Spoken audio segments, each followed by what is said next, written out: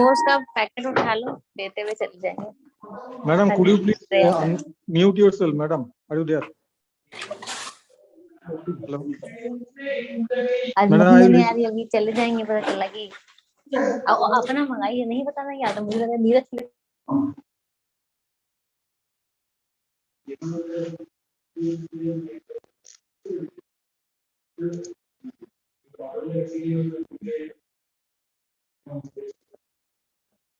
Join question आया.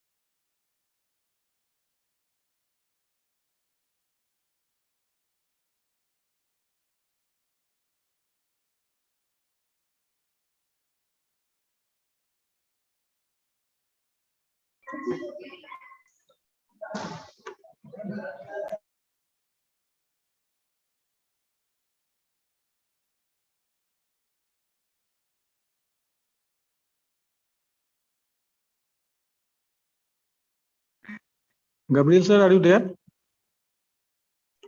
Yes, sir. Yes, Ah, sir. sir, Yes, sir. yes, sir. We will wait for a few minutes. Let them Sure, join. sir. Sure, sir. Sure, sir. No Then we'll problem. start. Okay. Okay. Okay, Okay. sir. Okay. Okay. Thank you.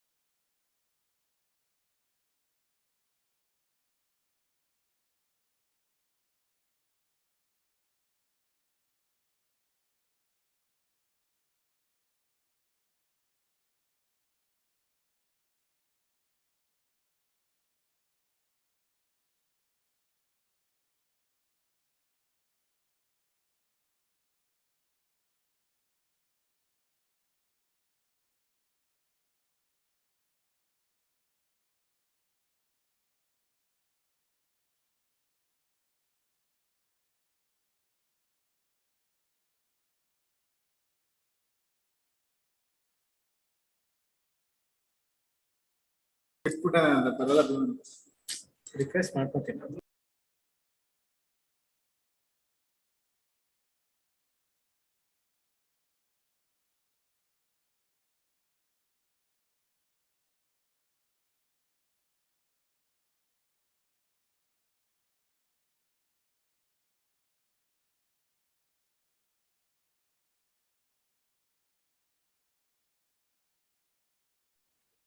All are requested to join with your colleague or with your friends for this workshop today's session, as because our speaker today already joined and we are waiting for few minutes, then we will start. And already we have mailed the joining link as well as the YouTube link also.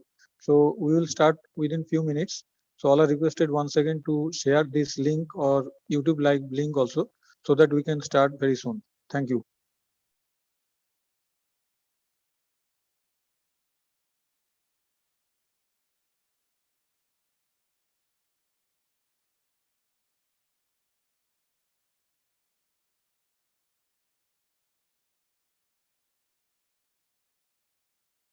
And I would like to apologize for one thing, that today's speaker, Dr. Muthulukshmi Madam, cannot join because of due to some her unavoidable circumstances.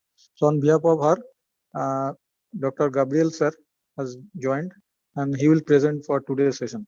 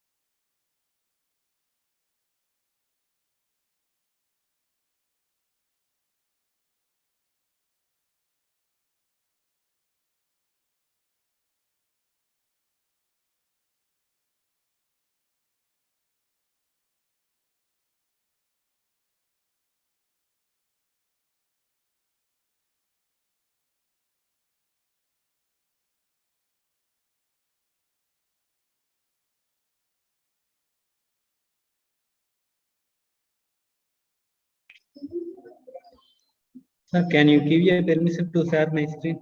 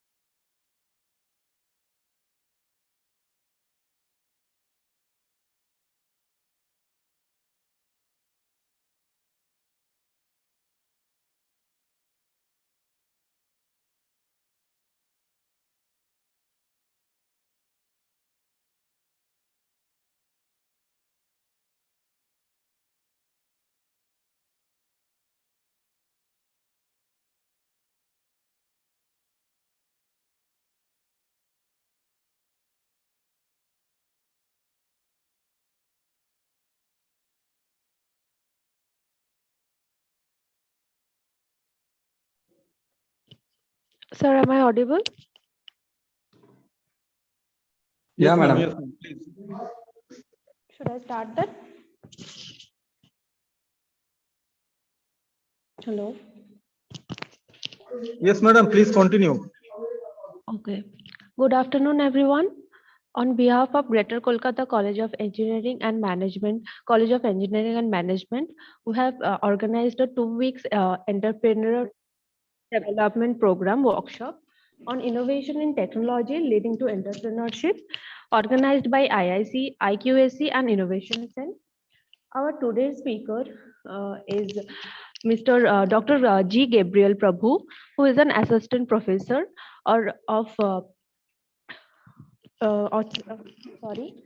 assistant professor of AGC College of Coimbatore, and he has achieved 11 patents, published 11 papers internationally, 4 national and 3 state level publication.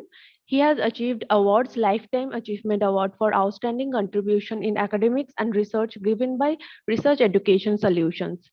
He has also awarded with the TIP by the TIP as the Inspiring Educators of 2021. And I'll now ask our speaker to please begin with his session. Thank you, ma'am. Thank you for your introduction.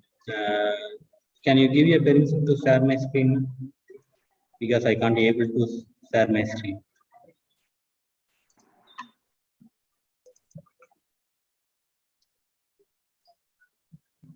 My voice is audible. Hello. Yes, sir. Yes, sir. We can hear you. Yes, sir. Yes, sir. Sir, kindly give me a permission to share my screen. Yes, sir. I have made you the co-host also. Okay, sir. Thank you, sir. Thank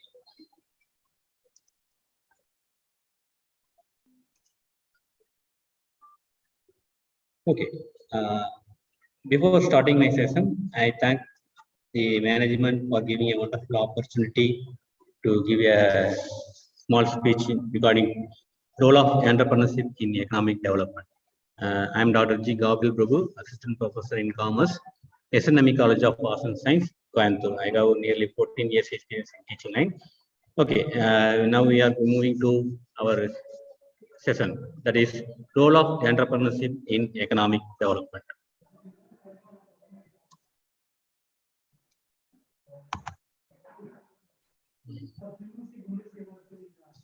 Okay, who is called entrepreneur? Entrepreneur is nothing but an individual or group of person who creates a new business, bearing most of the risk and enjoying most of the rewards, because he is the only person to manage and also to bear the rewards. Each and everything is included only for that particular person. Nobody can be able to bear with them. And also in the process of setting up a business is known as a entrepreneurship. So entrepreneurship plays a vital role in any economic countries, because they are creating the employment opportunities by the way of starting a new business. Entrepreneurs is commonly seen as an innovator, a source of new ideas, goods and services, or both of them for business. Okay. If anyone having a new idea, that idea will be converted into next section, next categories. That is called goods or services, like that. Once we giving a opportunity to our public, then automatically it leads to increase the standard of living of the people. So entrepreneurs plays a vital role for developing the role of developing in economic development. Using these skills and initiative necessary to anticipate needs and bringing good new ideas to market. That idea should be converted into finished product or goods. That goods will be sold into the market. Okay, and last one is successfully handling the risk of creating a startup is rewarded with profit growth of business. Those entrepreneurs are successfully facing their risk or some problems. What are the problems are available in the society to try to find out the solution for that particular problem. Once they are getting the solution, then they will become a succeed entrepreneurs in the society. Okay. Next one is, what is an economic system? An economic system includes a set of laws, institutions, and activities that guide economic decision making. Because lot of laws are available in our country. Okay, government laws and also private company also having their own rules and regulations. These kind of laws are available in our economic situation. All economic process of setting up a business is known as entrepreneurship. Okay. Entrepreneurs is commonly seen. Okay, already I discussed about that. Okay. How to entrepreneur related to the economy? Now we are going to, next one is how to entrepreneurs related to the economy. Knowledge of economy is contributed to an understanding of how entrepreneurs and customers interact. Because in the entrepreneurs should be interact with the customers, then only they can easily identify what is the problem is faced by the customers. Then the new idea will be generated by the entrepreneurs. That is how to solve that particular problem. Once they are find out the solution, then that idea should be converted into finished product. In economic, the study of how people allocated scarce resources to fulfill their unlimited wants. So the entrepreneurs should utilize the available resources and give a ultimate solution to the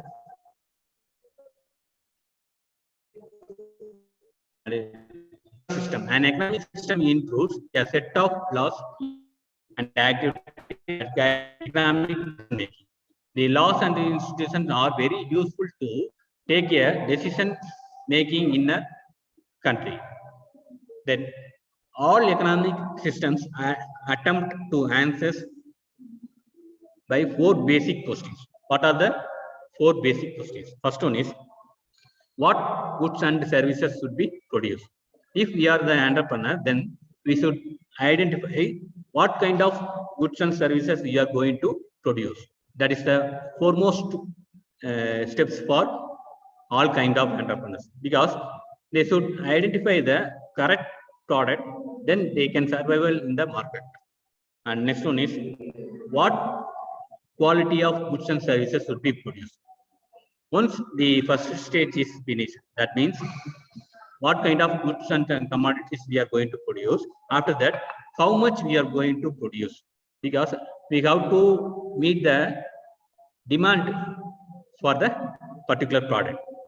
So we have to produce supply for equivalent to demand. So how much the quality of goods and services we are going to produce, that should be identified by the successful entrepreneur. How goods and services be produced? That means what are the procedures should be followed for producing the product, that should be identified by the entrepreneur, because each and everyone having their own idea, and also their procedures will be differ from person to person. One person may thinking one kind of way and another one may thinking another way. So we have to select the correct procedures to produce the product.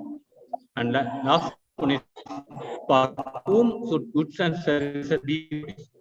That should be identified by the entrepreneurs. That kind of, for example, if you select the particular problem, then the problem is associated with a particular group of people. That kind of group of people is only get a benefit once the problem will be solved. And the next one is the free enterprise system. Free enterprise system is nothing but most democratic nations have a free enterprise system. It is also known as capitalism or a market economy. With a free enterprise, people can choose what to buy. Okay, people can able to choose what to going to buy the product, and also they can choose own private property. No one can interfere with that people. They are having a right to choose the own private property. Then next one is they can choose to start a business and campaign. There are three stages. They are having the free access. Then free enterprise system. What is the primary incentive of free enterprise? All the organization is main motive is to get a profit. So because profit is the main sources of entrepreneurs.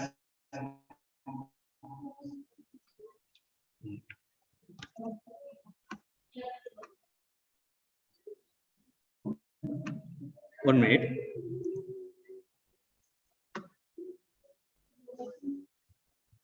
Okay.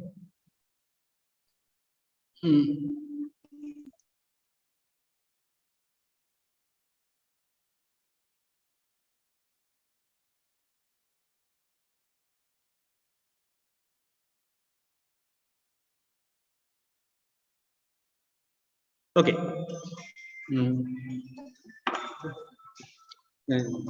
Sorry for interrupting. Let me continue. Profit is the most important way of getting a benefits through the business. So all the entrepreneurs' is main aim is to get a more profit. Then market structures. Here, 4 kind of market structures are available. One is perfect competition, another one is monopolistic, third one is monopoly and oligopoly. You know very well. In perfect competition, there are number of competitors are available, but you are not able to give the differentiated product. But and also same time, control over price is also not possible. But in monopolistic, competitors sell their similar product. More entrepreneurs can be able to sell same kind of commodities to the business people. In that area, they can be able to give a differentiated product to consumers, and also they can be able to give control over price. Then some relaxation will be given to the customers. And the third one is monopoly. In monopoly, there is no competitors are available in the market, but the monopolists can be able to give a differentiate product to the customers and also give a effective control prices. And last one is oligopoly.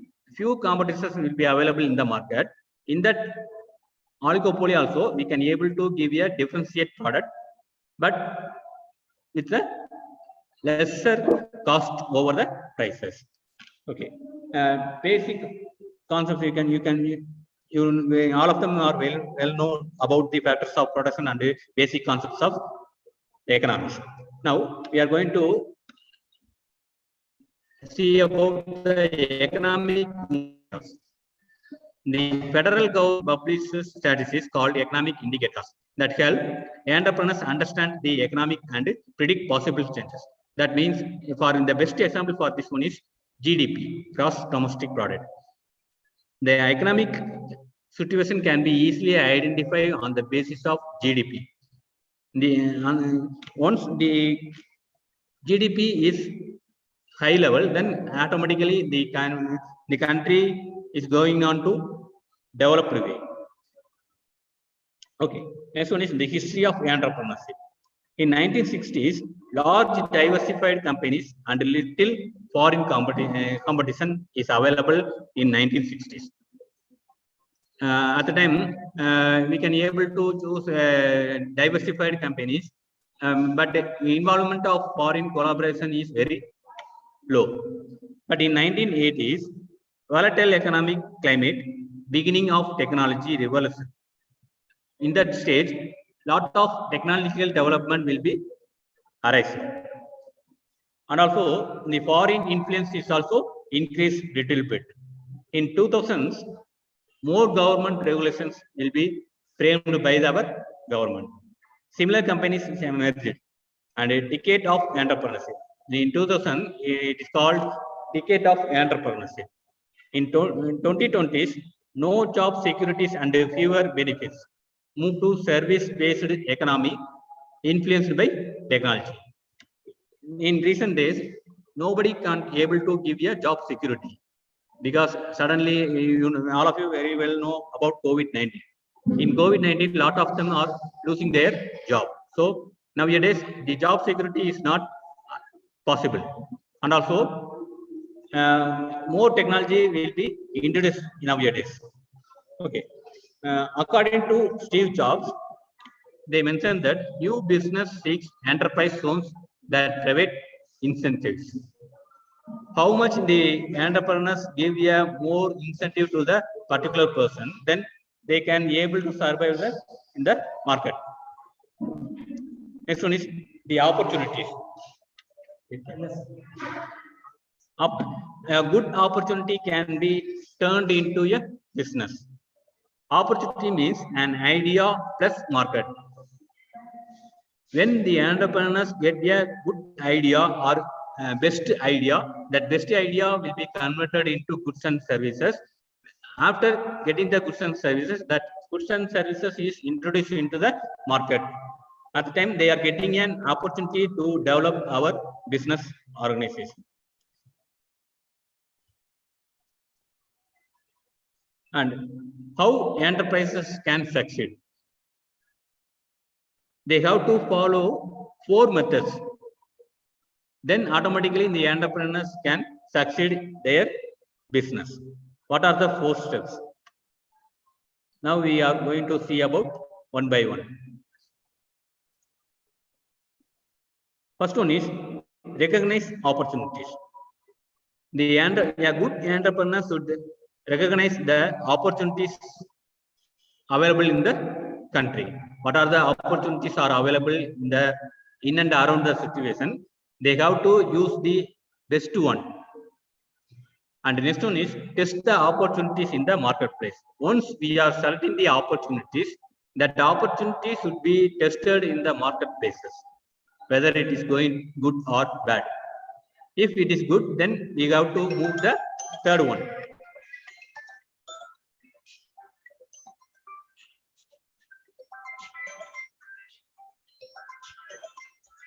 Just a minute.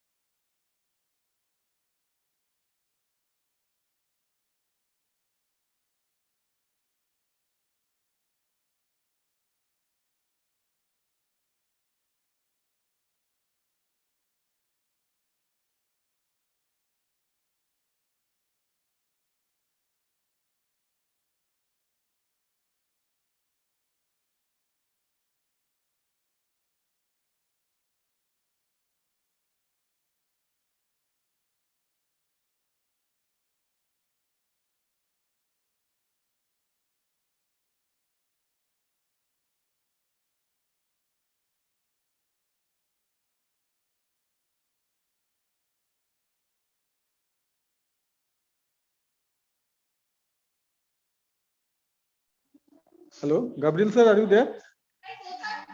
Hello. Now my voice is audible, sir. Now you are audible, sir. Please. Yeah, please okay, sir. Thank you, sir. The best opportunities should be selected by the entrepreneur. The opportunity should be taken over into marketplaces. At the time, we can easily identify whether our product is accepted by the people or not. Once we get a positive thought, then we can move to further. That means assemble an expert team to execute the business concept. We have to move the next one is to assemble the expert team, how to make a product, and what are the procedures should be followed for converting raw material into finished goods. That kind of activities should be handled by the third stage. And the last one is plan and manage effectively. Once we have to become a good entrepreneurship, then we have to plan effectively, and also we have to plan effectively, and also we have to manage our business in an effective manner. Then only we can able to become a succeed entrepreneurs. Okay. Next, role of entrepreneurship in economic development. Okay. Already the entrepreneur plays a vital role in economic development. So, entrepreneur serves as a catalyst in the procedure industrialization and the economic growth, because they are giving a opportunities for our people. So, the employment opportunity will be increased in our country. Once the employment opportunity increase, then the unemployment will be reduced. So, people can able to get some little bit earn for their life.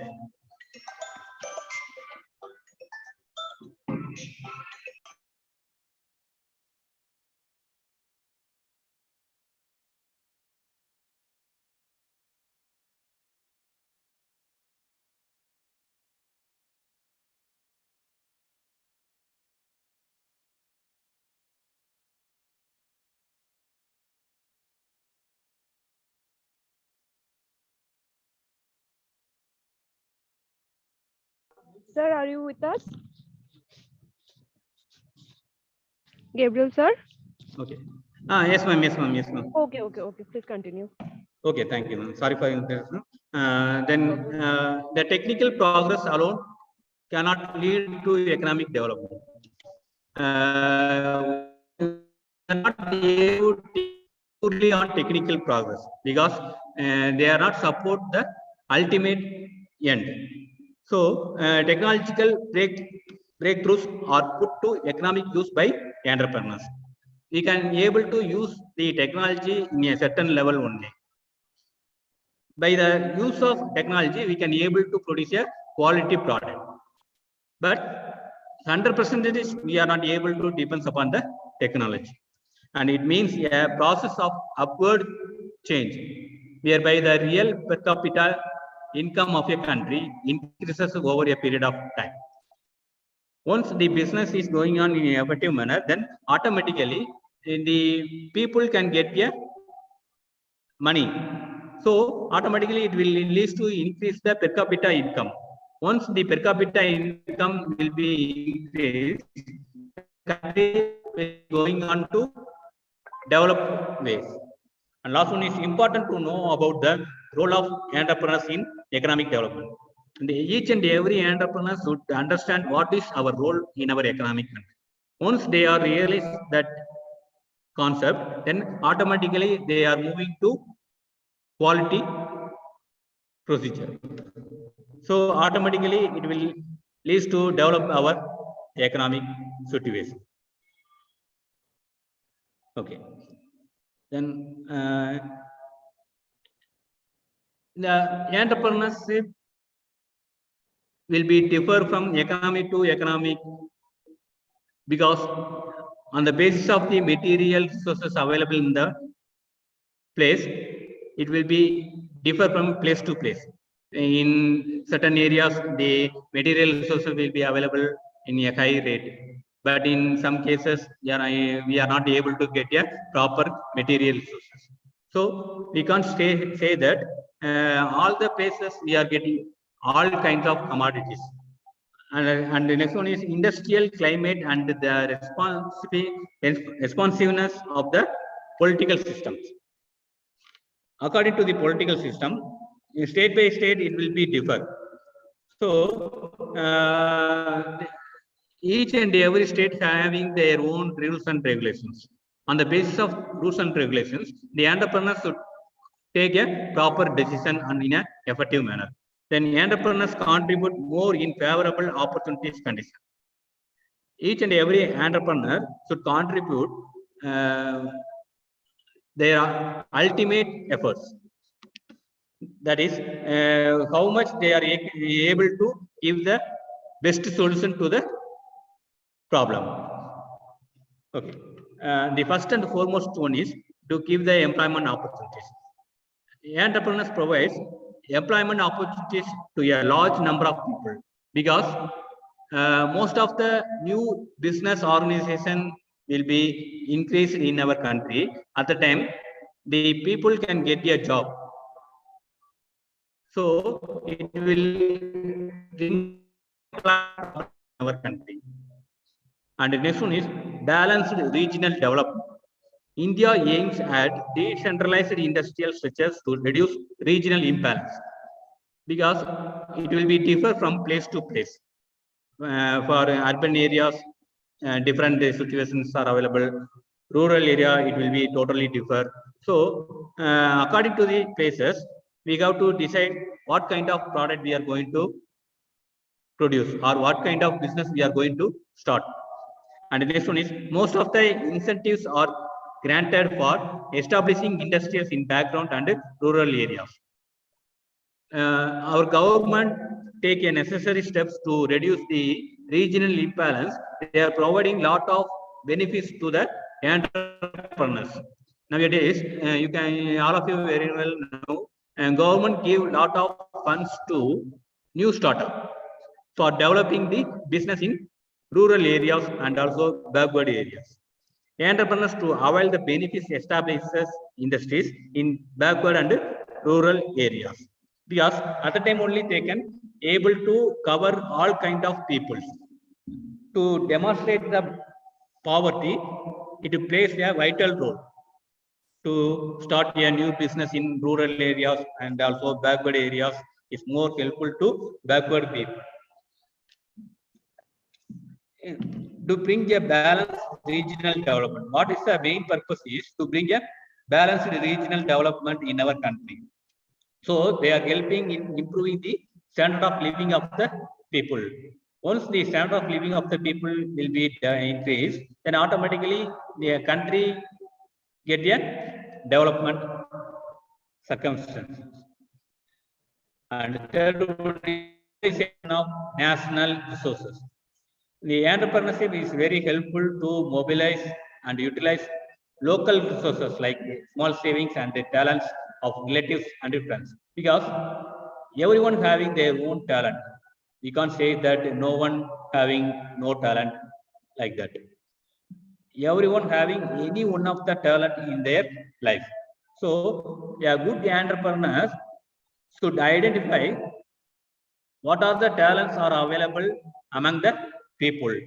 So we have to select that effective persons and appointing that kind of person into our business organization.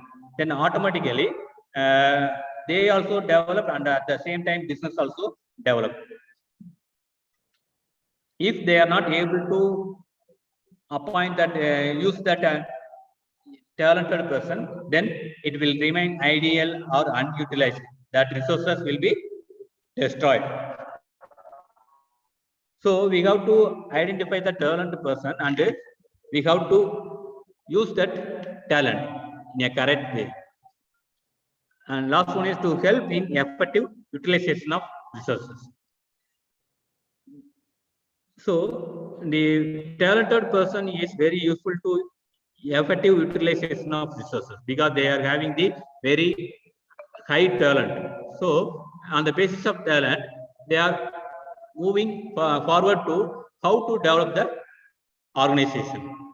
So thinking about that area, they are working to hard and giving a best solution to the company. And next one is optimization of capital. The main aim to get quick return on investment. Each and every business organization wants to get a quick return. How much they are investing money into the business, they have to get a more return on that investment. So it acts as a stabilized force by providing high output capital ratios. At the same time, it will produce the high employment capital ratio also. Once the ratio is increases, then automatically the economy get a positive results. Next and foremost one is promotion of exports. To reduce the pressure on the country's balance of payments by export. Because once the country getting a more value of FDI, then automatically it will lead to developing their countries. So the government are giving more benefits to the exporters. They are giving some relaxation, they are giving some fund, they are giving some credits to the exporters, like that. They are giving lot of offers even to the exporters. Because the main motto is to earn valuable foreign exchange. Once the country getting more foreign exchange, then it will goes to the developing path. And next one is consumer demands. To produce a wide range of products required by customers, the entrepreneurs should identify how much the demand will be arised on that particular product. For that demand, they have to produce the supply. So demand should be equal to supply. Then only we can able to give a better results to the country. To meet the demand of the consumers without creating a shortage of goods, we have to concentrate for shortage of goods. We have to produce the adequate output to the satisfy the customer needs. And next one is social advantages. The entrepreneurs should give the social advantages to the society. They have to help in the development of the society by providing employment opportunities. Already we discussed about the employment. So they have to encourage democracy and self-governance. And also they are helping in effective utilization of resources. Once the good entrepreneurs following these activities, then automatically it will give you a society, because nowadays lot of organizations giving a support to society by rendering services to poor people, giving a food facilities, drinking facilities, house facilities. This kind of facilities is given to the organization, given to the poor people by any one of the organization is come forward to take the responsibility. So it will create the social advantages. And next one is increase per capita income. It helps to increase the per capita income of the country. Once the per capita income will be increased, it facilitates development of backward areas. In India, more number of rural areas and semi-urban areas are available. We have to concentrate on that particular area. The entrepreneurs should start a business in rural areas, in urban and also urban, semi-urban areas, for the motto of developing the backward people. So automatically, once they are starting a new business to particular region, then people can get a employment opportunities. It leads to increase the standard of living of the particular area of the people.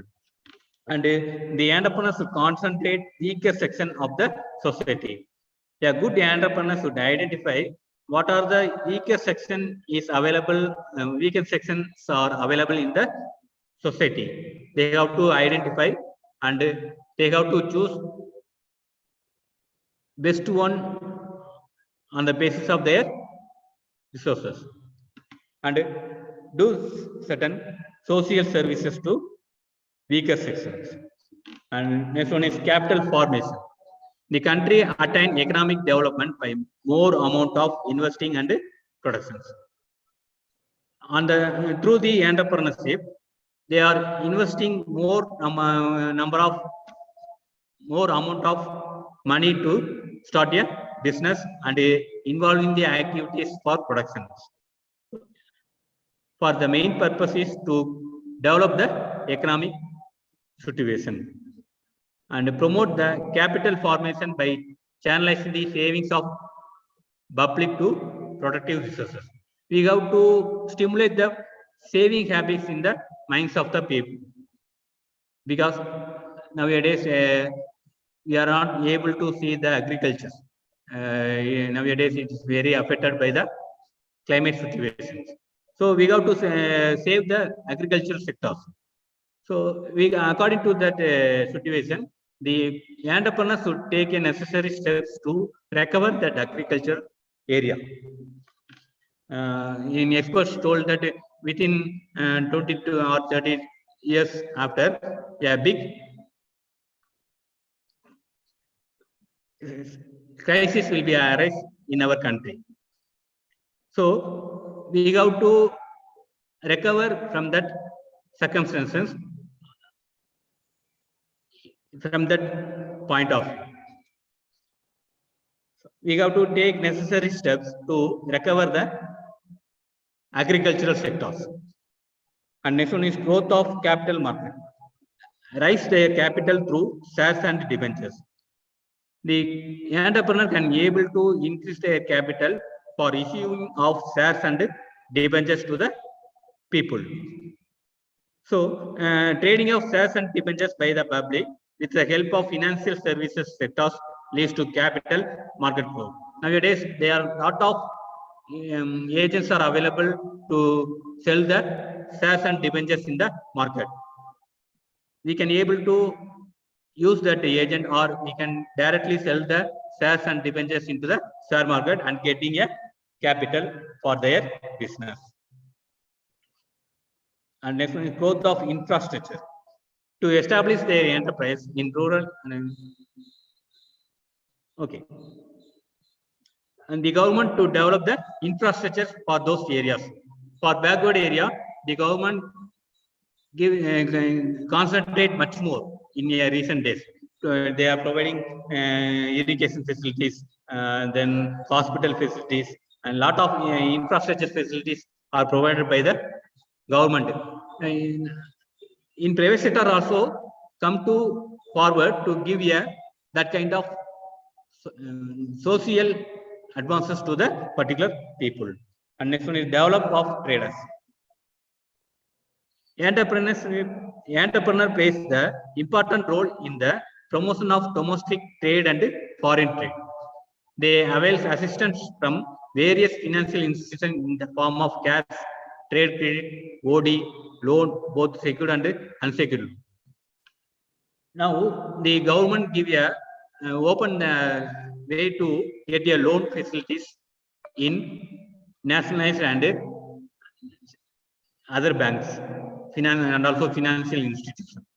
Lot of organizations are ready to give cash credit, OD facilities, secured and unsecured loan to the entrepreneurs.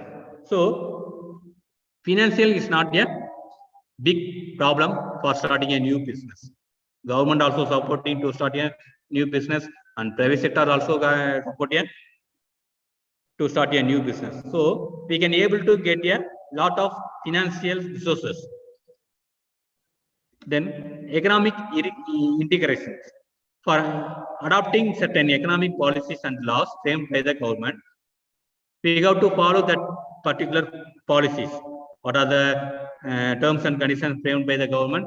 The entrepreneurs should follow that terms and conditions, and on the basis of the terms and conditions, they have to start the business and they have to running the business organization. By removing the disparity between the rich and poor by adopting the rules and regulation. What is the main motto of framing the rules and regulation?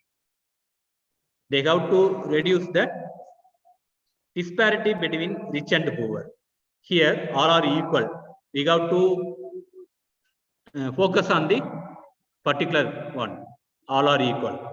So they are forming rules and regulation. That rules and regulation will be given to their employees.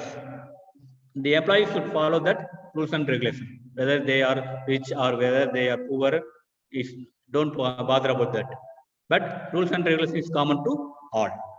And next one is inflow of foreign capital. It is very helpful to attract funds from individuals and institutions residing in foreign countries. Nowadays, lot of foreign countries are ready to start a business in our country. They are giving financial support. They are giving technology-oriented support. So this kind of support is very helpful to develop our business. So entrepreneur can able to get a lot of benefits from the foreign countries. Government also stimulate that kind of activities because foreign funds will be entered into our business, entered into our countries and also entered into our business organization. So it will be more benefit to our society and also business. Next one is, what are the functions of entrepreneur in the economy? They are contributed to the GDP. GDP is nothing but gross domestic product.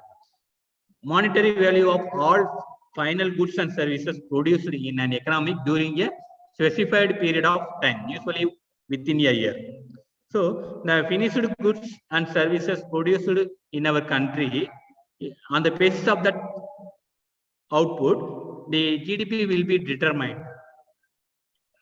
The goods and services are provided by the entrepreneurs of that particular economy. So there were no entrepreneurs, the country would be solely depend on the import and multinational companies. Just you think about, there is no company in our country, no entrepreneur, no company organization, no government also not take care of to start a new business. Then what will be happen? 100% we are depends upon the import. We have to import commodities from other countries. Once a certain stage, after that certain stage, it will affect the economy because lot of import will be affect the economic development. So it leads to collapse our country's GDP also. Next one is adopt new technology. The entrepreneurs have been introduced new technology in the economy. Yeah, good entrepreneurs should be adopt themselves on the basis of what are the technology will be updated. According to that updation, they also need to update our business. Otherwise, we can't be able to survive in the market.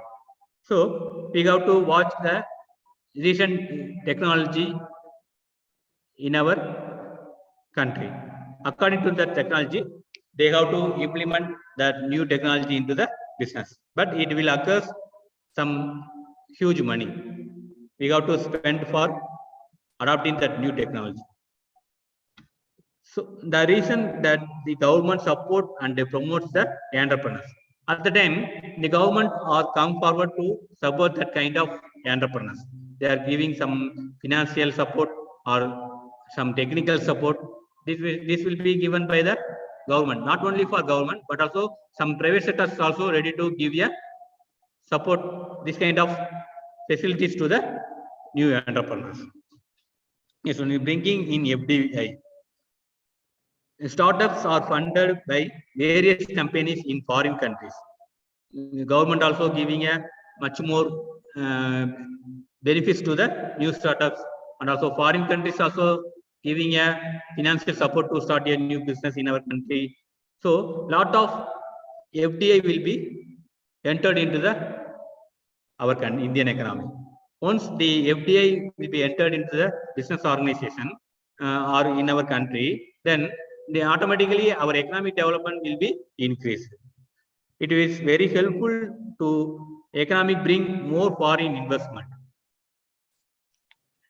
We have to start a business with collaboration with foreign company. Then we have to get a more foreign investment. RBI helps these startups by relaxing policy on FDI.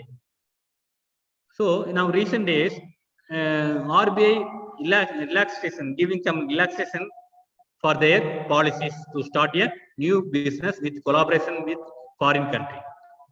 So the relaxation will be more helpful to entrepreneurs to start a new business. And the next one is eradicating poverty. India is a labor-intensive economy because of the vast population in the country. Very well, all of you very well know about. We are the second position in the population. So lot of unemployment will be available in the country. The better to avoid the unemployment or poverty, we have to give the employment opportunity to the people. The main role to give a employment opportunities is best way is to start a new business. Once the entrepreneur start a new business, then automatically it will create the employment opportunity. You will already saw that point, create the employment opportunities. So entrepreneurs helps in generating employment, and also they help to government in eradicating unemployment and poverty in the economy. Government also taking necessary steps to avoid the poverty. With the help of the government, the private sectors or entrepreneurs also supporting to the government to eradicate the poverty. And next one is tax generation. The more employment leads to more taxable income to the government. The main revenue of our country is depends upon the tax, whether it is direct tax or indirect tax. So more revenue will be gathered through the tax. So it helps to the government increase their tax revenues. Once the entrepreneurs involving in the production, automatically they have to pay some certain tax to the government. So the government get much more revenue through the tax. So it develop the development of the country and improve the standard of living of the people.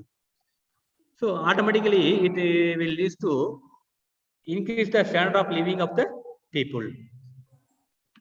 And finally, we are conclude that entrepreneurship puts new business ideas into practice. Because a successful entrepreneur can able to solve what are the problems are available in and around the places. So effective entrepreneurs should identify the effective solution for that problem and create that job that facilitate personal development. For personal development, we have to give the employment opportunity to poor people. Then only they can able to develop in a personal life. And it helps to the government in eradicating unemployment and poverty in the country. The entrepreneurs should support with the government for the purpose of removing the poverty in our country. And the entrepreneurship serves as a catalyst of economic development because they are giving a much more business opportunities to people. So automatically it will increase the economic development of the country.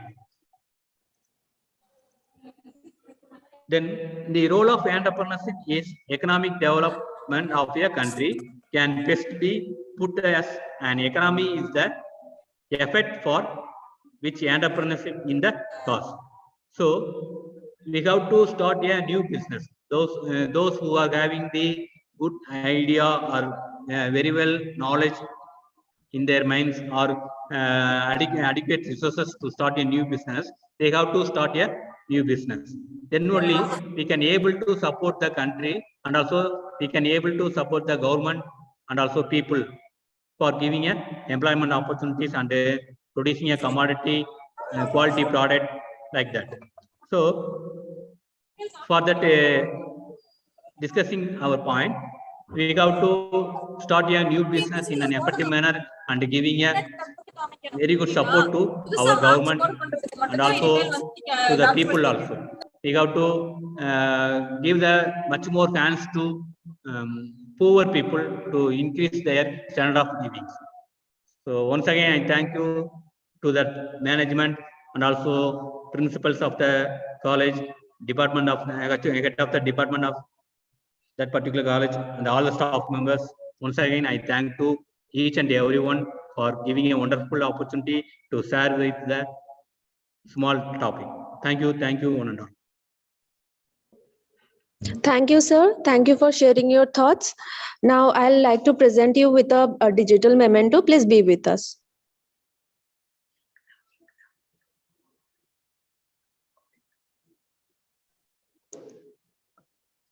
Sir, I'm unable to share the thing. Can you? I'll ask the host to share the memento. Okay. Madam, you have been made the co-host also. Madam, please check. I'm checking, but it's not working, sir.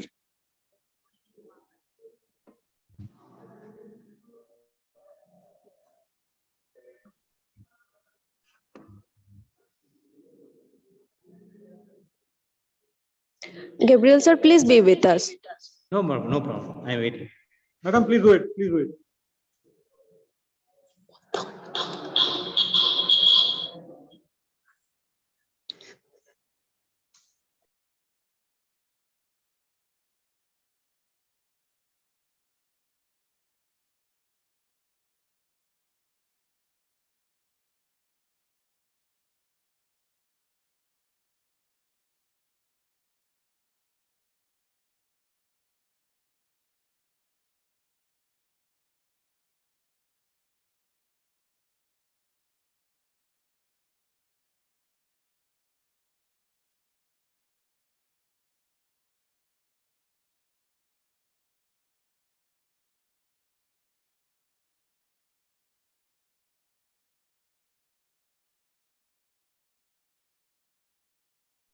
Please wait. Please wait. Madam and Gabriel, sir, please wait.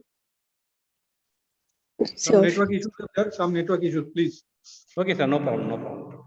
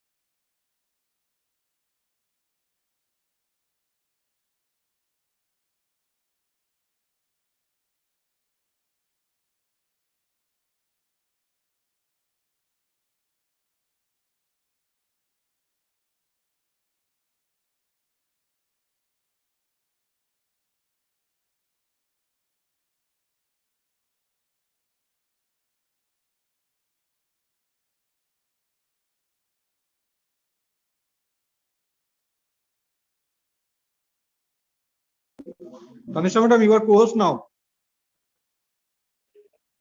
Hello. Okay, sir, I'm trying to share it. Please, please.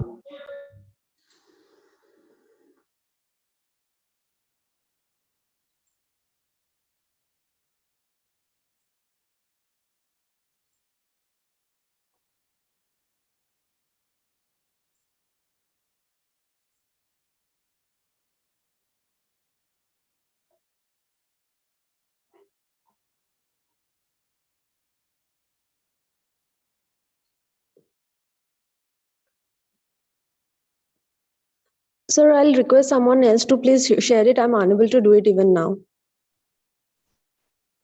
Arinam sir, are you there? Arinam sir? Gabriel sir, please be with us. Yes, Arinam sir is doing. Okay. Sir, can you see it?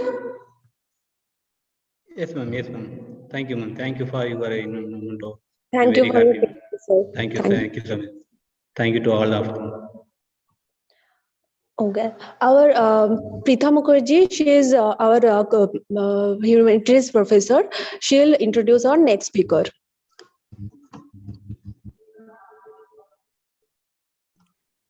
I hope Good Suhasini afternoon. madam also joined. Suhasini madam, are you there? May I leave some? Yes, sir. Yes, sir. Yes, Thank sir. you, sir. Thank you so much. Thank you, sir. Thank you to all. Thank you so much, sir. Thank Yes, you so sir. much. Suhasini madam, are you there? Yes, sir. Okay, sir. Am I Okay, audible ma'am. to Okay. you? Yes, ma'am. Preetha ma'am, Okay. please continue. Okay, sir. Sir, am I audible? Yes, sir. Yes, ma'am. Okay, good afternoon, everybody. Our next session is on venture capital, a way to fund startups by Dr. Suhasini Verma.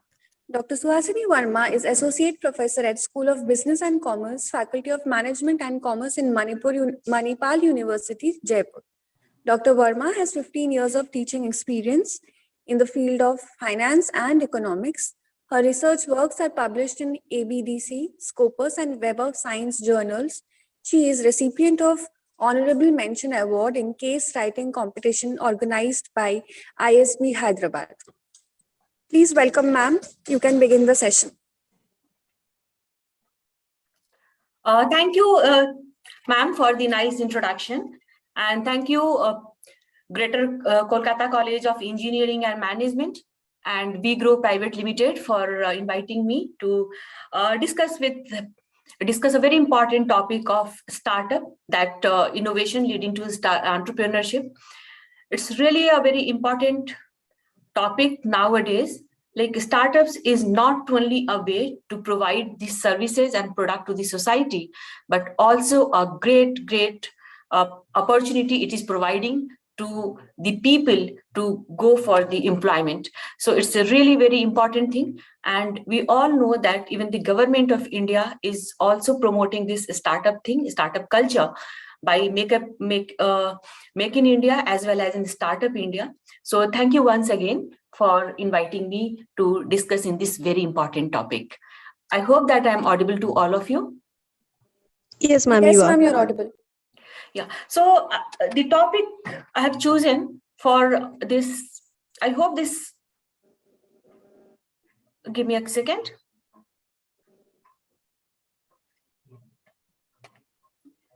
Is my screen visible to all? Yes, ma'am, it is visible. Thank you. So today I will be talking on venture capital, a way to fund startups. And we will be discussing mainly on these lines, like what is venture capital and how it works, what are the various stages of venture capital funding, and how to pitch for venture capital funding. So as we have just discussing, and like the startup ecosystem in India, the government is trying it level based, and it is providing a ecosystem where startups can flourish. And we see that between 2012 to 20, the number of startups in India increased at a compounded annual growth rate of 17% each year. The funded startups increased at a similar rate of 16% CAGR, compounded annual growth rates. Currently, as of now, we have around 110,000 plus startups in India, among which 9% are funded. So we can see the gap that only 9% of 110,000 startups which are there in India is funded. So a lot of opportunities are there. In fact, a lot of requirement from the startup also regarding the fund. If you see about which are the hub of startups, we all know that Delhi, Bangalore, Mumbai continue to be startup capitals of India, but there are few pockets which is emerging, and it is Hyderabad, Pune, and Chennai, where also we can see that a lot of startup activities are going on. So whenever an entrepreneur, whenever a person think about starting a business, first of all, they need a great idea, which can fulfill the need of the people. The result of the idea can fulfill the need of the people. So whatever is the lack area or gap which is existing in the market, the product or services which is not available in the market, or anything which can disrupt the market, if this idea is there, and if the person or the entrepreneur works on that and found that it is a very, very rewarding business it's going to be, the most important thing which comes in play is the funding.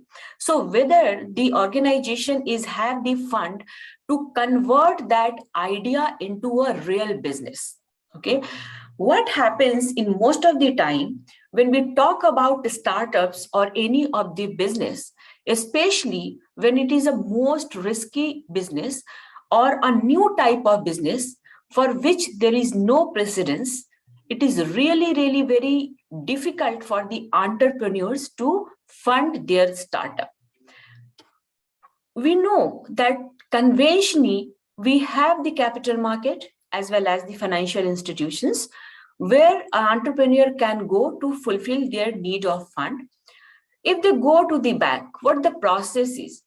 When an entrepreneur or a business go to the bank to fulfill their need of fund, what happens that the bank just asks for their proposal and a set of papers to prove that you are having a very good business idea which can convert into a rewarding business.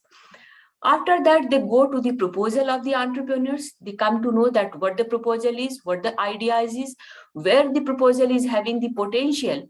Not only this, they also have to be very sure about the safety or security of their fund.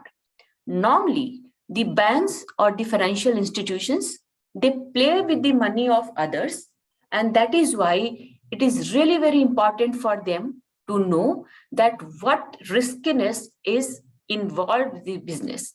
If it is a moderated business with a moderated risk, or if it is a business which have any precedence, so the bank or the institutions can go to the reward rate or return rate of those businesses and can figure out that, okay, it's a rewarding business, and the history says and the trend says that this business, these type of businesses are earning a very good return. So there is an ample chance that this business will also earn a very good return. So this is the case. And if this is the case, there is a chance that the startups or the business, they will be funded or given loan by the bank. The other option is capital market.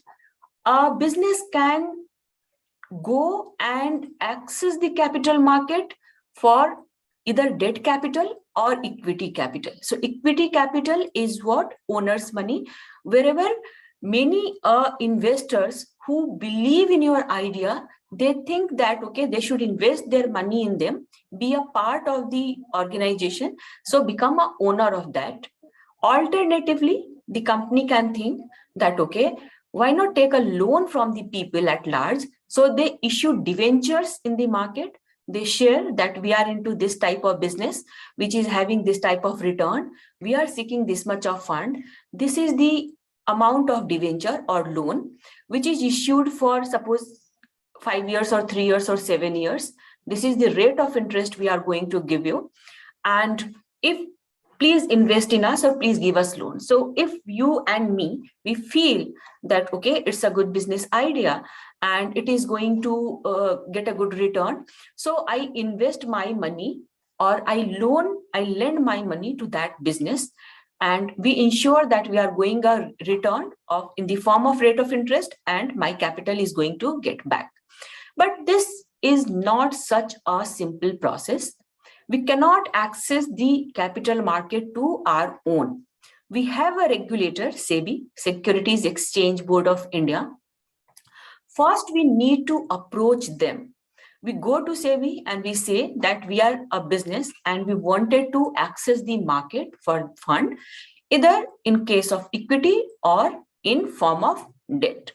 In both the cases, SEBI asks us around 10,000 pages of information from our side, that what type of business you are, what is your history, who are the promoters, what are your projections, whether or not you are earning any profit, and so on. And if everything is all right, correct, then they give us the permission to go there to access the market. Normally, the firms which access the market, they hire a merchant bank or consultant who perform this paperwork for the company, and it requires around at least 3 to 6 months to enter into the market. When we talk about startups, it's really very difficult to access the capital market because a lot of requirement is asked by the SEBI, and a startup is not in a position to fulfill all this requirement. So the capital market is not in scene. What happens to banks? So as we have discussed, in many cases, when you have a conventional business and you have all the paper right, and if you can project, you can show them the projection of your business, that over the years you are going to get a good profit. It having a moderated risk, like a normal business risk, which every business is having.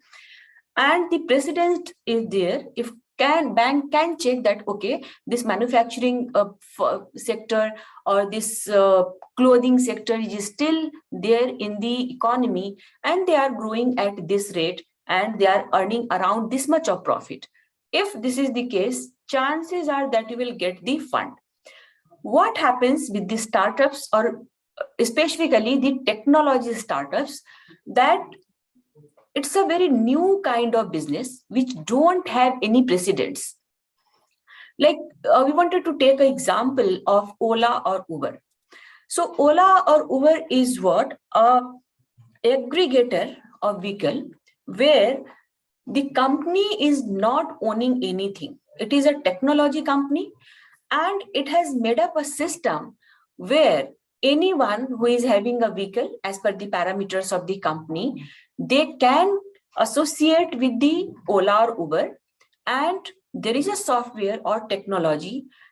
People are using, the consumer are using that technology, the cab driver is using that technology, the aggregator is using that technology, and if anywhere we wanted to go, what we do, just tap the app and we feed our information that where to go and from where to go. Technology helped all the cab drivers to locate that at from what location we get the request, and whosoever who is near the place that goes to that place. Okay, so this is the company. But if we think about 5-7 years back, when Ola or Uber was not in scene, and somebody has conceived this idea that why not we should start a company which works on this line. It means we are going to take the help of the technology. We are not going to own the company, own the cabs, because it is very capital intensive, that we are going to own thousands and thousands of these cabs, because each and every cab is having around 6-7 lakhs, 10 lakhs of cost. So it is going to be very costly affair. Apart from that, the maintenance and everything. So we are not going to do this. Why don't we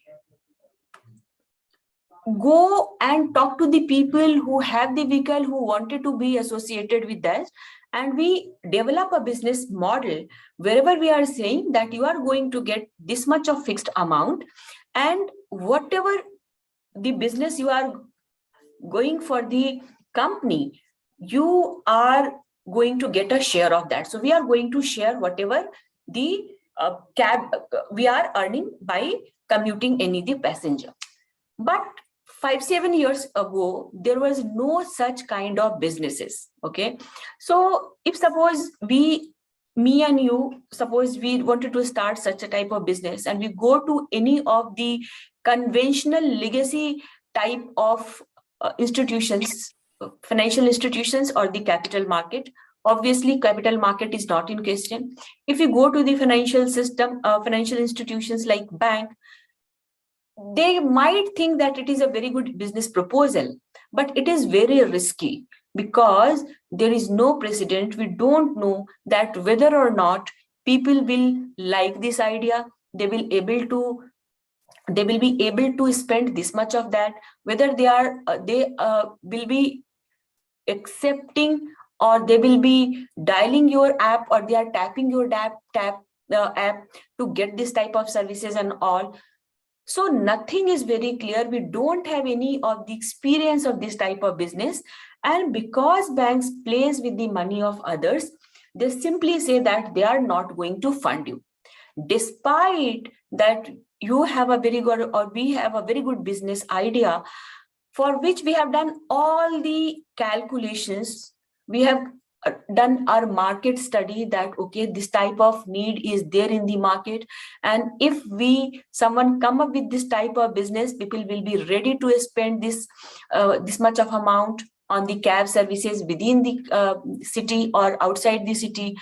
They have the capacity to spend, okay, and the economy is growing at this rate. So might not only this year, but the years which is going to come in ahead also, it is a guarantee that you or we are going to have a good profit. But it is our calculation. Bank is not very sure because lot much of money is required, but it is not sure that whether or not it is going to give a good return or it is going to be a successful venture. So all the funding sources of funds are dried before us because it's not a conventional type of business. It is a high-tech business, as well as a lot of risk, a high-risk business is there.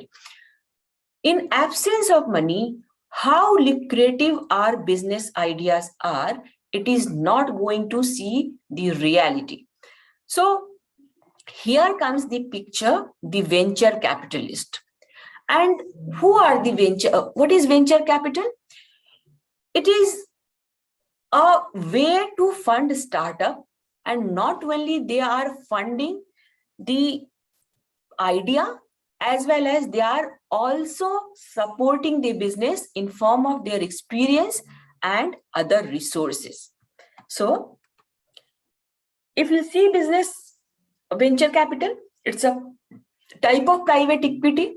It's a form of financing which funds to a new kind of business, early stage, which has just started, which is in the emerging field, which is having a very high risk associated with them, but they have the potential to give a very high result also. Either itself they have started earning something, or they have demonstrated that this type of need is there in the economy, and if we'll start this type of business, we are going to have a many-fold return. And if it is there, then venture capitals or the VCs, they support the entrepreneurial talent with the finance and business skill, which normally, who are the venture capitalists? Those who himself or themselves are a entrepreneur who had successfully started any business, resulted in the profit, and now equipped with their experience as well as the capital with them, they wanted to support budding entrepreneurs to exploit the market. Okay. So there is a question that why they wanted to support the new businesses wherever we don't have any of the surety that it is going to be successful. So we are keeping this in our mind for a while. We will discuss it, that why venture capitalists invest in these type of businesses. First, we'll see that who are the venture capitalists. They can be an individual or any of the organizations who have the experience and the managerial and technical talent or resources with them, and they invest into a new type of business, emerging business, as a limited liability or a full partner with them. Okay. If we'll see who are the venture capitalists in India and where they have invested, we have this Kalakari Capital who has invested in Myntra via apps, Delhi, Javami, etc. Harian we have who have invested in Make My Trip, Redbus, Yepme, Pubmatic, Taxi for Sure, etc. SL Partners, which have invested in Flipkart, Babyoi, Book My Show, Myntra, Common Floor, etc. Nexus Venture Partners invested in Snapdeal, Comly, Delivery, Housing, etc. And Besmer Venture Partners who have invested in Snapdeal, Taxi for Sure, etc. These are the famous venture capitalists who are supporting the entrepreneurs. If we see that how over the years this momentum is increasing, the funding, the new type of business is increasing, we can go through this data. I hope that it is visible to everyone. Is it visible now? Can I hear anyone? Yes, ma'am, it is visible. Yeah. So over the years, say 2012 to 2020, wherever this red, this column is showing that the part where we have faced this COVID, this is increasing. So we are having a upward trend, in fact, a smooth upward trend here in the investment, the VC investment in startups. This chart is showing the number, since 2015 to 2020, the number of active venture capital funds in India. In 2015, we had 483 venture capitalists in India, which has grown to 563 in 2016. So up and down, like any of the businesses, up and downs are here also. And in 2020, we have around 516 venture capitalists, which is supporting the companies like Blue Smart, Milk Basket, Rate Gain, Bharat Pay, Docs App, Big Hat, Apple Jobs, Sniggy, Jai Kishan, etc. Okay.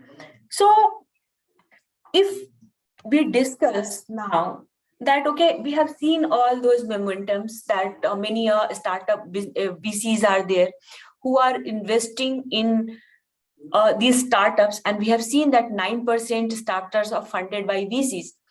Why the venture capitalists find it lucrative, which is not, which is shunned by the legacy system of banks or the capital markets? Why VCs enter into this? So VCs are also a business entity, whether it is a individual or a group of individuals or any of the institutions. They are also wanted to solve their business purposes. And what the business purpose is? To gain a very good return. These are the people who themselves, or the organizations who have the entrepreneurial ability, they have proved themselves, and with the time they have accumulated. Okay.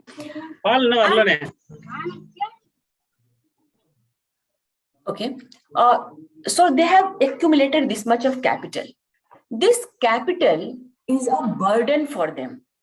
Why it is a burden? If they don't find or they don't invest in any of the opportunity which is giving them good return, it means they are keeping the money idle with them, and which is deteriorating the value of the money. So if you are putting 10,000 rupees in my home, not only I'm losing the interest, but also the value of the money is decreasing because of the rate of inflation. So what they are thinking, that why not to invest in those type of new companies which have the potential to give us a very high return. And the nature of these new companies or startups are such that they might have a very good idea, but they are lacking in many of the things. Normally, the startups, they started by few of the friends or known persons, mainly if you go by the trends, it is mainly friends who works together for some time, or the colleagues who are working together and they share a common idea. So might be we are having a very good idea, and might be we are having a very good skill set in terms of the promoters. So someone can be good in marketing, someone can be good in numbering, I mean to calculation and all. Someone could be very good, having very good tech skills with them, so they can develop the product and they can see that, okay, the product is working as per the expectations of them. But it's not all to start a business. Funding is required, marketing is required. You need to scale up your business. You need to fulfill the requirement of the people. Like again, if we take the example of Ola and Uber. Suppose the Ola and Uber, they started with 200 cabs in Delhi. What will happen? Suppose I'm standing there at Connaught Place. I wanted to go to suppose South X or Pitampura or Gurugram, and I book a taxi. And the area of Delhi is so vast and it is so populated that at a single point of place, lot many cabs are required. What will happen that if I'm standing there I'm tapping that app, I'm booking a cab, and because only 200 cabs are there in Delhi, in fact, there is a requirement of thousands of cabs in Delhi. So what will happen? There is a great chance that I'll not get cab at my desired time. So what the app is promising, that as soon as you will book a taxi, within few minutes, you will get the taxi. And I am back of my mind is that in 10-15 minutes, at max, the taxi will come to me. So as per my schedule that I have to reach there at this time, I have to do this work or that work, I'm booking my taxi and I am waiting and kept waiting. I'm calling the person, the cab driver. The cab driver is saying that either I am with some other passenger or I will take this much of time and another 15 minutes, another 10 minutes and all, because the number of taxis are very less. So what will happen? Ultimately, I have to look for the alternative, some other arrangement. This has happened with me for a time. If this thing happens to me twice or thrice, what I'll do, I'll not go for Ola and Uber. Either I will arrange it before moving to anywhere, to my own vehicle or some shared thing or the auto and everything. I'll not go and tap that app again. Okay. So there is a need that in Delhi, suppose we are taking the common example, thousands and thousands of cabs is required. And if you are not fulfilling those needs, your idea will be flopped. Okay. And I've just shown that why this idea will be flopped. Okay. So scalability is also a matter, and to increase your business to such a level wherever, if I am standing there at Connaught Place, I wanted to go to somewhere, if I book a taxi, then as promised, within few minutes, a taxi should come to me. Okay. To make this kind of arrangement, I need to be associated with many cab drivers or the person who are having cabs or vehicle or they wanted to associate.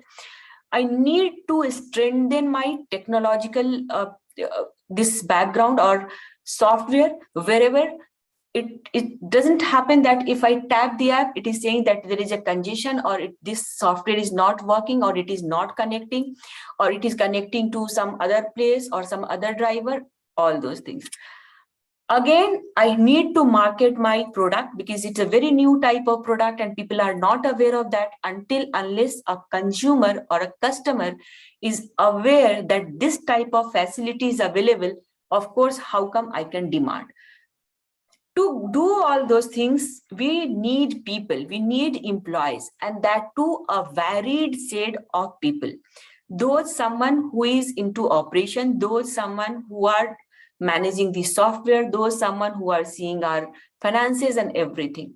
So many fund is required to perform all those things. Okay. if this much of fund is required and I am a venture capitalist, I know that this is a business which is going to do wonder. Why not to invest in this business in place of putting the cash in my hand, because I don't have any of the lucrative idea or lucrative business which is going to give me more than 12%, 15% the normal return. Then we think that why not to invest in this type of idea, because I myself, suppose I myself is an entrepreneur, I know that how the businesses work. I know that this idea is having the capacity to do wonders. It will give us a very good return, not only 15, 20, 50%, but 1000% or more than even that. And then as a VC, I come into the picture. Not only the VCs are having the fund with them, but also they are having the skill to how to run the business. They have the network, and when they invest into the business, they become a partner into the business, partner for a shorter duration of time. I hope up till this point I am clear.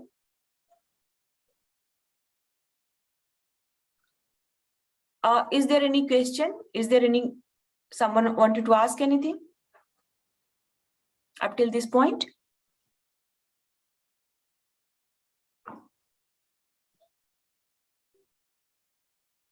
Can I hear anyone? Rajshri? Yes, ma'am. Yes, ma'am. Please tell. Yes, ma'am. Audible, ma'am. Oh, Audible, you are am I audible, clear to? I am clear to all. Yes, Yes, ma'am. ma'am. Yes, ma'am. Thank you, thank you, thank you for the feedback. Thank you. So it is a two-way process. Whether the entrepreneurs need fund and expertise of the business, VCs are also looking for a very lucrative business idea which can give them a very good return. And that is how the objective of both the parties matches, and they associated with each other.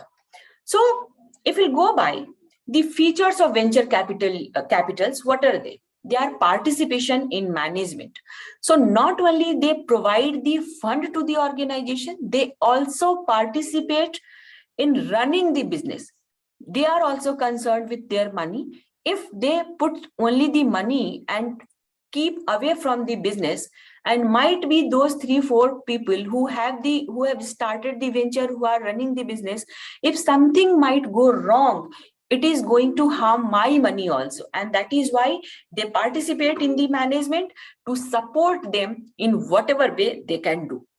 They take a equity participation and be a part of capital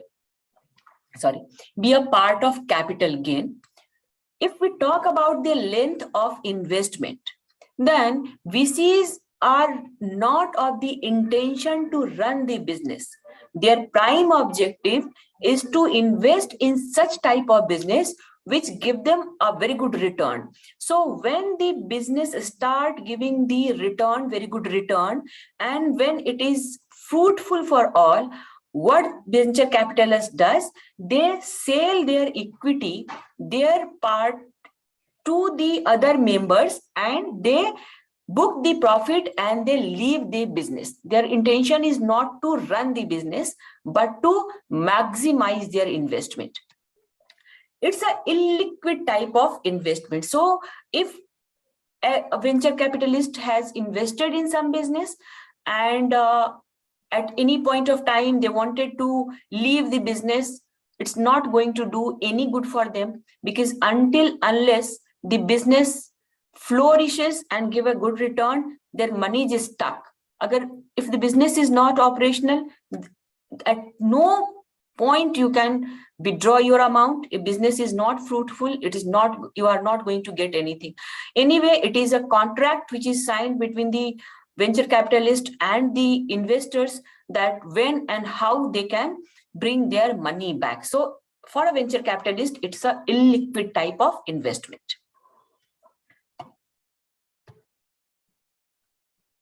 It's a very high risk.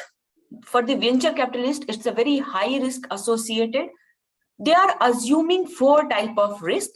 First of all, it's the management risk. So whether the people who are running the company, they have the coherence with them, they understand each other vibes, and they can go along, whether they have the requisite skill to run a fast moving company or not. Okay, so this type of risk is always there, and that is why the venture capitalists, they participate in the management to nab or tap these type of risk. The second type of risk they are assuming is market risk, whether the market is right, apt for them, and whether there is a demand for their product, whether the company will go to the market with their product, the consumer or the customer will welcome them, they will purchase their product or not, the product risk, the conformity in the product, etc., and the operation risk, how the company is managed, whether or not it is efficient. If the operations are not efficient, the reason may be any, that they don't have system in place, they don't have resources in place, they might lack the people to handle such a big operation, whatever is the reason. But if they are not able to perform it efficiently, that results in high cost, that will decrease their return, as well as the company can also fail. So these type of risks are always there with the startup, and the venture capitalists assume this type of risk, and they feel that they have this type of requisite skill or the network or the support resources through which they can support a new startup. How they support in terms of funds to the new firm? It can be in three ways. It can be a equity participation, wherever they take they become a part of owners. So they share the equity or ownership between them. Like suppose 20% is mine, 80% is yours. So when we become the partners, what we do, that whatever is the profit and loss of the company, that is mine. Okay, so if it is performing well, I am part of that. If the company is not performed or if has earned losses, we are part of them. Conventional loan, so normal type of loan, normally what they do, they fund the company or the business in the combination of debt and equity. So they give them certain amount of equity and they give certain amount of loan, and on which they are charging a market rate of interest. Third is conditional loan, wherever they are saying that, okay, this much of fund is with you, but when the fund will start earning, we will get this much of return. Okay, so the higher rate of return, because up till the gestation period and the time when the company started earning profit, my money is lying there, I'm not earning anything. So this type of conditions, the conditions can be any other also. Okay, so this is what. So now we know that, okay, the both of the parties are having their need. The startup, they need the fund as well as the expertise of the seasoned businesses. On the other hand, there are venture capitalists who have the mindset to support the talented entrepreneurs, as well as they wanted to earn a very good return on their capital. So the objective of both the parties matches, and they make hands to enter into the business or to start the business or be part of the business. But what is the advantages and disadvantages for a startup if they go to a VC route? First of all, we will talk about advantages. First advantage is, of course, the financial backing, wherever the required amount is given by the VCs. Second is expertise. VCs, they don't give the money, they come along with the expertise also. So the accumulated this expertise in terms of their technical know-how, or how to operate a business, or what should be done in a given situation, or legal, or etc., they come with the expertise also. Thirdly, additional resources they bring with them. What type of resources it is? It is like legal, tax, and personal matters. So, and valuable information by virtue of entrepreneurs to be there in the market. They are privy of many, can say, delicate kind of information, and they share those information with the people or the startup which can be beneficial for them. They provide the technical assistance, or they themselves provide, or they can suggest some of the vendor who can help the company, as well as the networking. In today's era, networking is can say a asset in the hands of the businesses or individual also. So if there is a networking, you can be access to a good raw material. Suppose you can access to the market, you can access to the good people whom we can hire, and so on. So these type of advantages are there if we go for the VC. But it's not a free meal. There are disadvantages also which is attached if you go for VC funding. First of all, it is securing a deal with a VC can be a long and complex process. So we'll see in a while that if you go to a VC to fund our venture, of course, because they are putting their money, they are going to put their time also. They are asking a lot many information, lot many tricky questions, and it's a long process. It doesn't. It's not like that we have a sitting with them once or twice, sitting with them, and they are saying that okay, you are getting or you are not getting. They wanted to understand the business. Moreover, they wanted to understand the people who are running this business. They wanted to know that how scalable it is. They wanted to know that how we are going to source your material, raw material, and all. And this require a lot of time. And if they feel, the VC feel that it's going to be a good idea, then you are going to get a funding from their side. Again, loss of control. If someone will enter in your business by providing you this fund and everything, of course, to secure their interest, they will intervene that how the business should go. So it is their point of view, but from the startup's point of view, they lose control. The way they wanted to run the organization, no more they can go by their free will. They have to take care of the funders also. If the VCs, they take more than 51% of share in the company, the owners, the original promoters, they will get the minority ownership. It means the main say is going to be VCs, because 51%, at least 51% shares are with them, and this leave the promoters as a less preferred stage. Then it is an uncertain form of financing.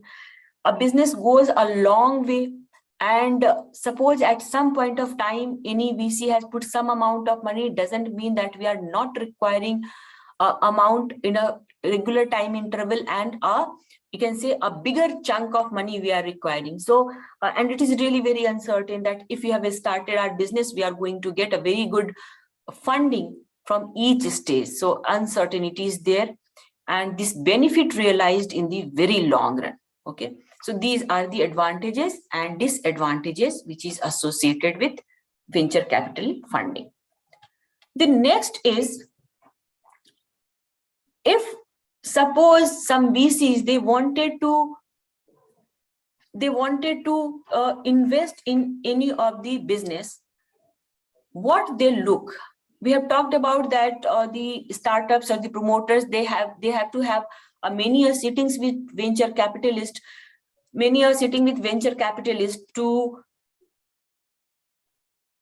just inform them, just win their trust that they are going to get a very good return for them. And a VC, to be ensured, they see these many features to take a decision that where to invest their fund in any business or not. First of all, management is really very important. It is the people who are running the company and how they are running the company, whether they have the requisite skills, whether they they understand each other well, whether there is a conflict between them, whether they have any of the feeling of superiority or so on. So if it is a good working team, the management of the company is good, they can be ensured that, okay, if some problems will arise, this team can overcome those problems. So whether or not they are having a good management team, first of all. Second, proven track record.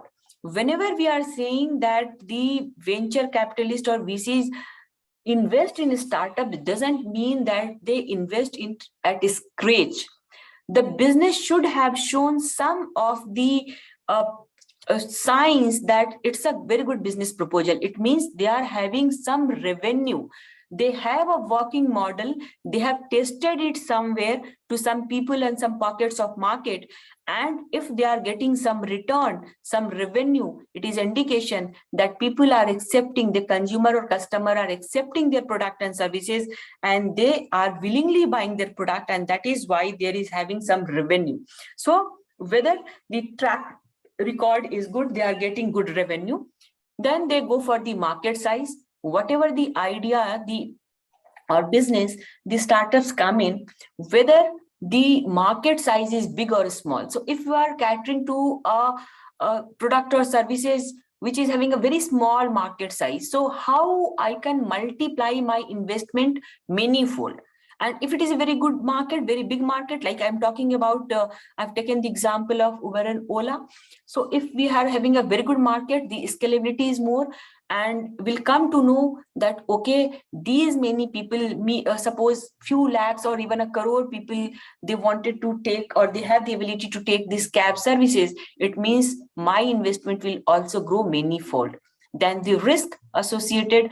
So how much risk is associated? Of course, they are knowing that it is going to be a high risk proposal, but they assess the risk, that how much, so that accordingly they can take their decision.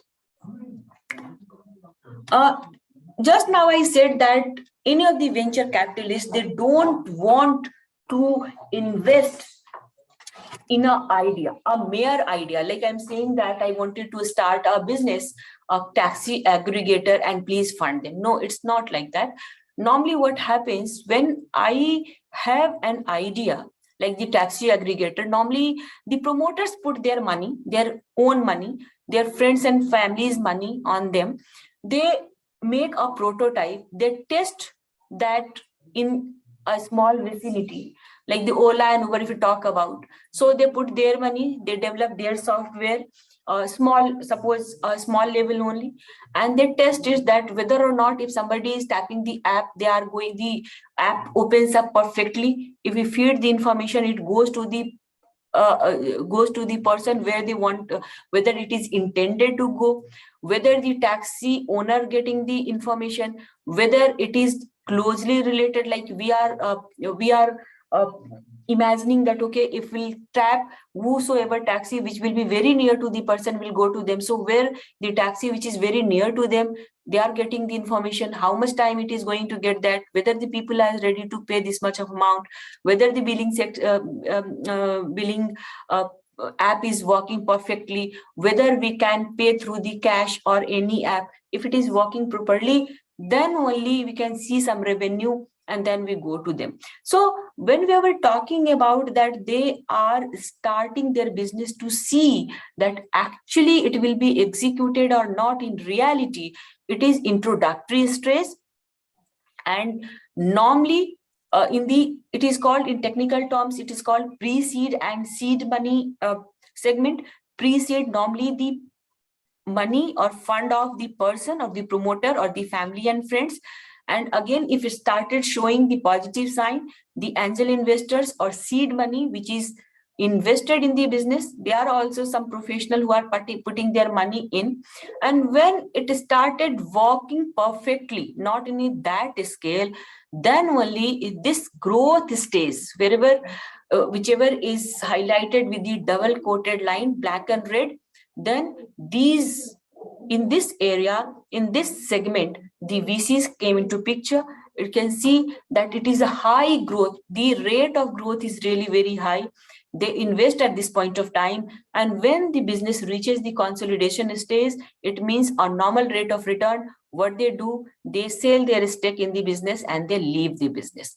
So this is the stage. We can go for this very good video, which is showing that what is the pre-seed, seed, and this series A, B, and C. This series A, B, and C, which is showing you that what is the maturity area, what happens to the pre-seed money, which is what happens to the seed funding, what happens to the series A, B, and C. So we are going to see a very small video which is working here. I think it will not work here. I'm putting this in chat box so that we can see it together.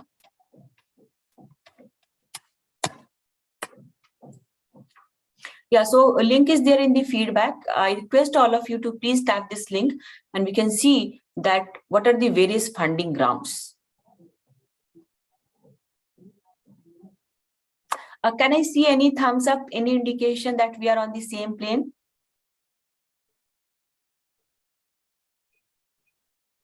Anyone, please?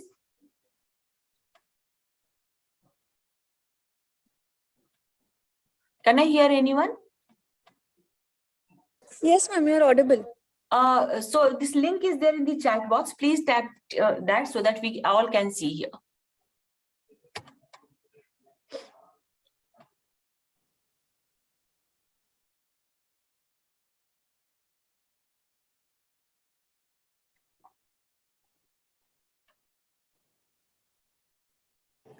Is my screen visible to you all?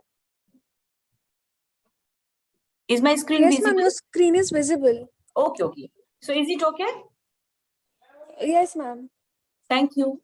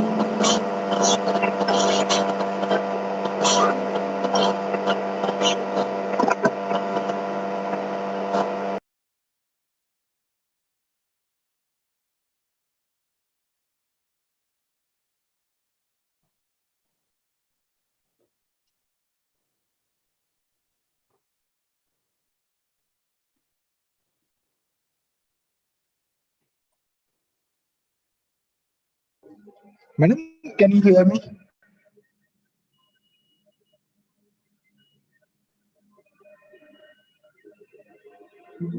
First, ma'am.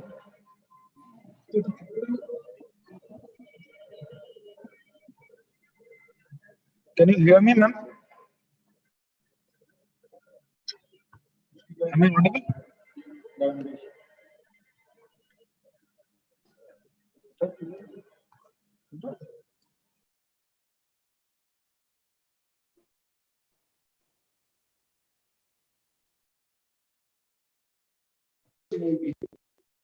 Madam, can you hear me? Yes, sir. Hello. Yes, sir. Do you want to share the YouTube link? So I have shared this YouTube link in the chat box as well as I'm running in my screen. If it is okay. Not coming, not coming. That's why we are asking, madam. Okay, okay. So the link is there in the chat box, sir. Okay, okay. You can share it chat box also. Yes, ma'am. Yes, I have already shared. And Okay, if it okay, is thank not you. visible from my screen, they can, I request all of you to go and tap that screen. Okay, ma'am. Okay, ma'am. Thank you. Thank you.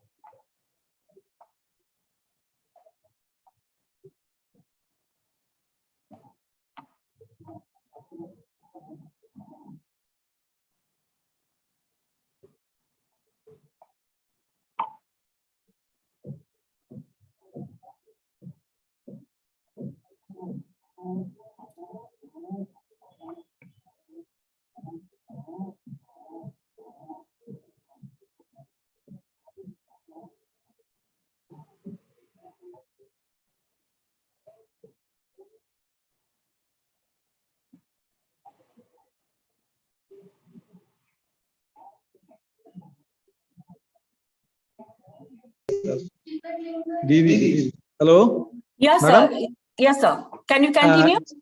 Yes, ma'am. Please continue. Please. Yeah, thank you. Thank you. Yes. So this is, I hope that the video was good. Actually, madam, video was not shared because of the link was not shared. The link only we can see. So link we can paste in our browser, sir. Yes, sir. Yes, ma'am. Yes, ma'am. So whether I should move ahead or Yes, sir. people want Please, me to- madam, please move ahead, please. Okay, thank you, sir. So how we are going to pitch this business? It's not like that we sit with them. There should be a set procedure that how they are going to pitch with them.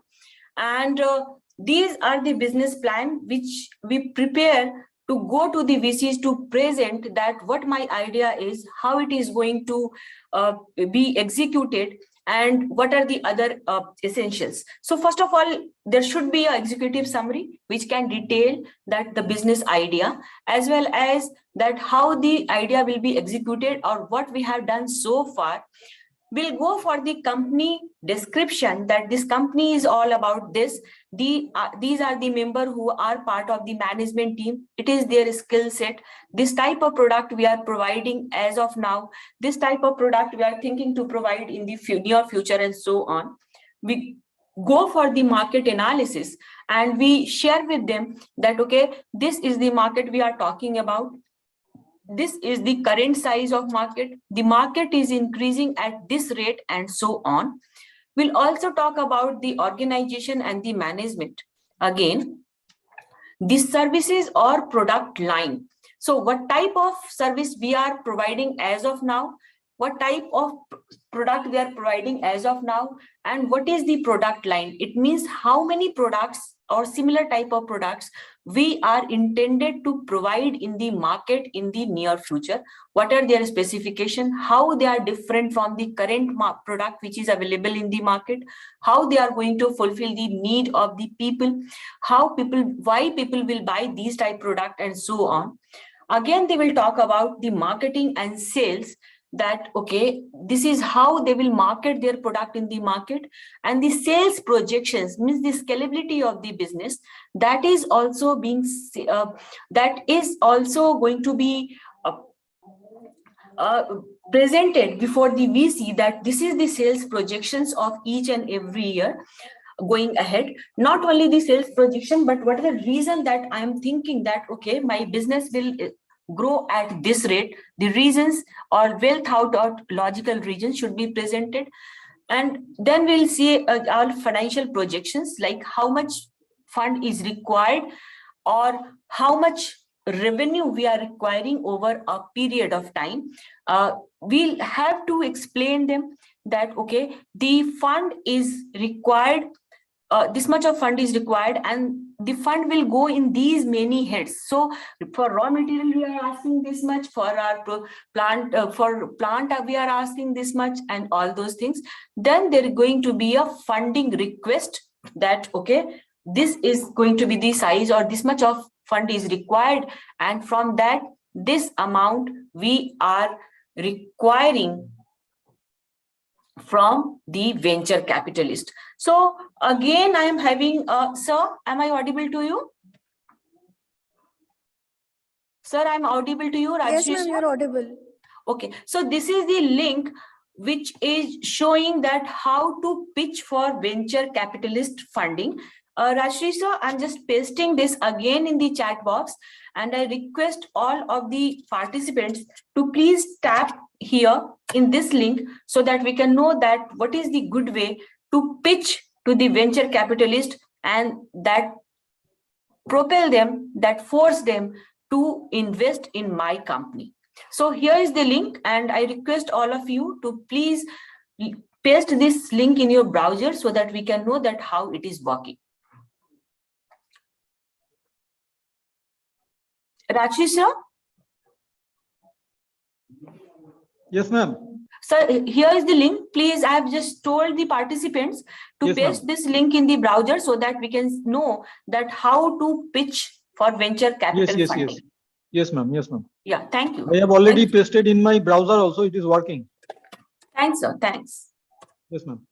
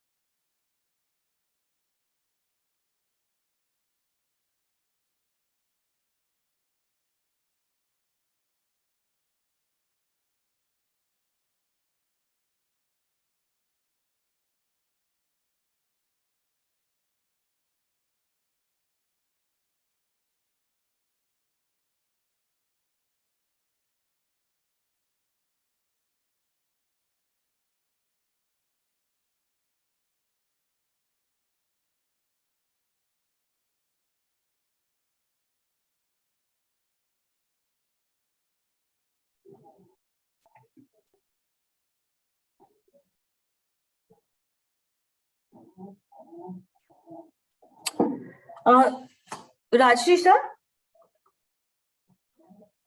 Yeah, thank you, sir. Okay, madam, please continue. Yes, thank you.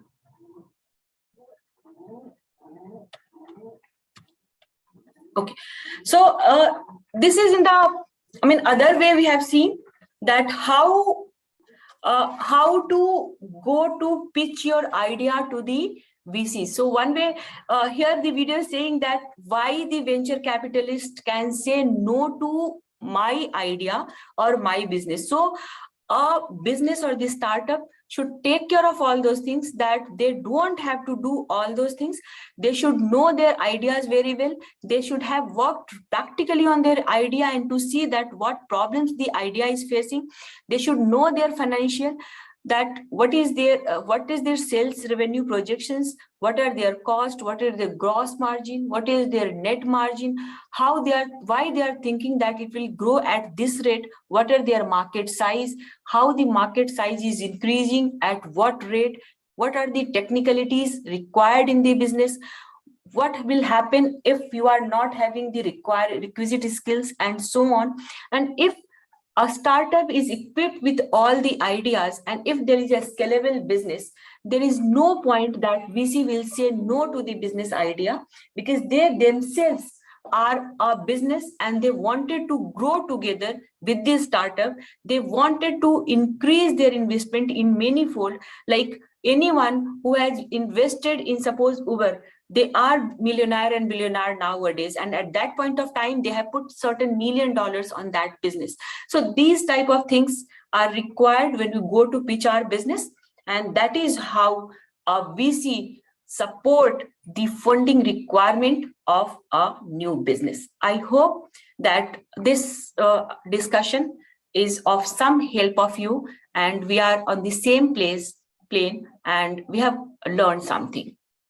So this is all from my side, Rajshri sir. If there is any question, I'm here, I'm open. Okay, ma'am. Preetha madam is also there. I will request Preetha madam to continue. Participants, do you have any questions? Please go ahead and ask.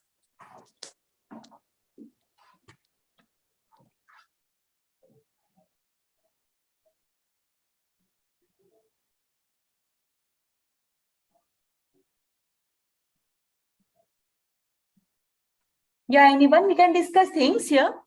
We have time.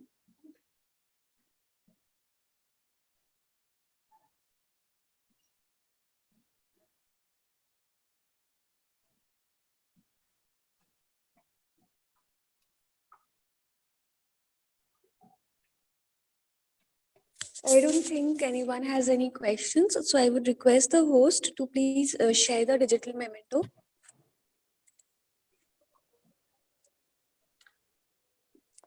Ma'am, we are so glad to have you here today. Please have a look at the digital memento.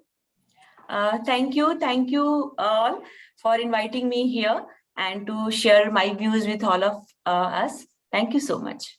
Thank you, ma'am. With this, we end today's session. We'll begin tomorrow again at 1 p.m. Thank you, everybody. Thank you. Thank you. Thank you, madam. Thank you.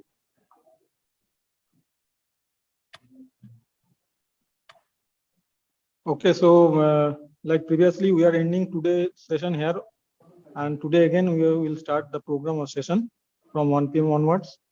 And the link will be same, but the YouTube link will also be mailed to all of you. And I will request once again to fill up the feedback link. It is already given in the chat box. If not yet done, as because we are closing the program or the platform. Have you all done?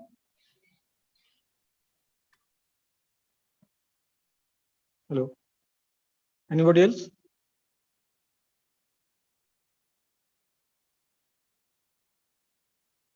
Okay, then we are ending our session today. Thank you all for joining. We'll meet again tomorrow. Thank you.